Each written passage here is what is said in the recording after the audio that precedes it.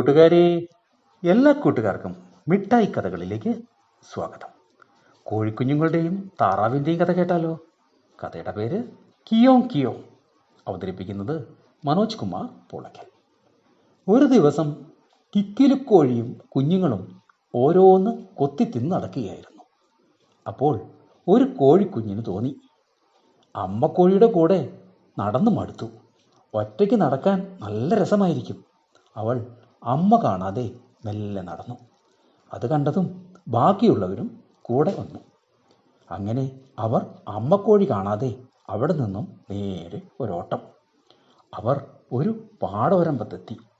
ഹയ്യട ഹയ്യ എന്തു രസം, ഓടി നടക്കാൻ എന്തു രസം, ചിക്കിച്ചികയാൻ അരിമണിയെല്ലാം കൊത്തിത്തിന്നാൻ എന്തു രസം. കോഴിക്കുഞ്ഞുങ്ങൾ തുള്ളിച്ചാടി ആ വഴിയെല്ലാം ഓടി നടന്നു. പെട്ടെന്ന് കടിയൻ പൂച്ച അവരുടെ അടുത്തേക്ക് വന്നു. ങ്യാവ്! അവൻ അവരുടെ നേരെ ഓടിയെത്തി. കിയോ കിയോ! പേടിച്ചു പോയ കോഴിക്കുഞ്ഞുങ്ങൾ നിന്ന് വിറച്ചു. പാടവരമ്പത്തുകൂടി നടന്ന് തുത്തിത്താറാവ് ഇതെല്ലാം കണ്ടു. തുത്തു എന്തു ചെയ്തെന്നോ? ഓടി വന്ന് കോഴിക്കുഞ്ഞുങ്ങളെ തൻ്റെ ചിറകിലേക്ക് കയറ്റി. എന്നിട്ട് നേരെ അടുത്തുള്ള കുളത്തിലേക്ക് ഒറ്റ ചാട്ടം. ഓടി വന്ന കടിയമ്പൂച്ച നാണിച്ചു പോയി.